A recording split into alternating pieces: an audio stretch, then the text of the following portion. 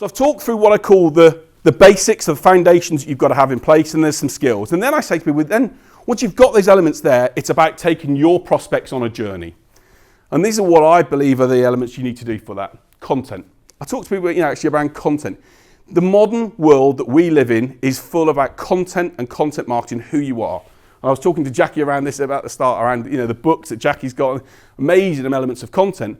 But honestly, review your business and what you do, and what if I searched online for each of your businesses, would I get lots of articles around that you've written? Would I get videos as to you at events do, or talking about what your product or service do? Would I see lots of graphics about who you are and what you are, or would I go into a black hole? If you have a look at In Touch, we do something, I was mentioning to the guys on the table, we do podcast series, we do something called Carpool Conversations. We are continually on an ongoing basis trying to think of content that we can use and write and actually put together, not just write, to actually engage people in our audience based around our mission.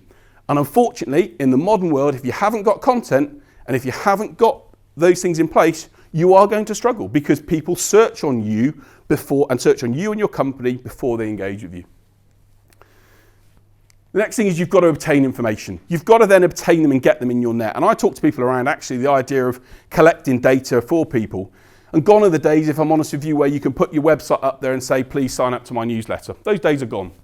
Unfortunately, people nowadays, unless you're some sort of guru in what you offer, or Tony Robbins or Jackie Jarvis, there we go, a guru in what you do, the reality is you're going to struggle to get people to sign up. You've got to give them something to make them want to commit that information. Why? Because people get submerged with emails all the time.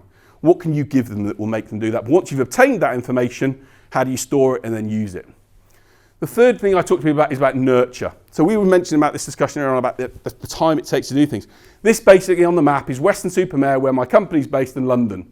I would love to go straight from there to there without there being a problem. But the reality is I can't. In most cases, unless I go and buy the first Great Western train, and trust me, the prices, I feel like I'm doing that sometimes, £185 to get from Weston to London, madness. But the point being is I've got to go to Bristol, to Chippenham, to Swindon, to Reading to get to London. And your prospects have to go through that same process.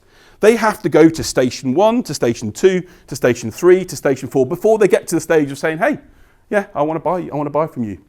And if you don't know what those steps in the process are, then you need to think about what they are. Invariably, very few people will come and say, yeah, no problem, Stuart, I'd love to come and do business with you. Where do I send the check? It just doesn't happen that way anymore. People will consider, they go through a thought process. What's the problem I've got? How can that person solve that problem? Where will they be at that? And actually people go through that journey, and you've got to help them take them on that journey with the materials and the content and the way you engage with them. You've got to validate. You've still got to be able to confirm what they're looking for. I speak to so many people who, and I've been there myself, so I know why the pain is, who at the end of the day, they thought they got the customer ready to go, yeah, I'm going to give that, I'm going to look at that for my next year's plan. And you come back and oh God, I thought I was going to bank on that as a piece of business for this year. And what they hadn't done is they hadn't validated at the start of it when they were going to look to implement the solution or implement the actual product. Questions and the type of questions that you ask about how you validate what people are doing are essential. And I think it's essential if you don't do that. And also validate that the requirement is still the same. Go back to that resourceful element. You then got to engage. You've got to attract their attention. You've got to say, what is it about you and your company that makes them go, yeah, I don't really need that. And actually, I love that going back to Tom Hanks. You probably can't see it on the. This is Tom Hanks and Castaway, the great film, when he puts the fire up. He's trying to engage, get anyone's attention anyway. You've got to engage. It's not your prospect's job, okay, to tell you that they want to do business with you. It's your job. And if you don't like doing it, fine. Let someone else get that business. But the reality is you've got to go and do that. Number 6, then, in my mind, is reaffirm. So this is anyone. I'll buy the drinks. So anyone knows where this beautiful city is? Oh, I'm going to have to buy this man a drink. So I took Mrs. White, number 2, unfortunately. I took Mrs. White. We all make mistakes. I took Mrs. White to Florence. That was the Villa Lavadetta where I stayed. And I took her to the top of the terrace and said, will you marry James White? I said to her, I reaffirmed as to why it should be me. I said, this is what I give you, love. I give you all this wonderful environment. And this was it. But I reaffirmed and I gave her this wow factor that said, yes, that should be me.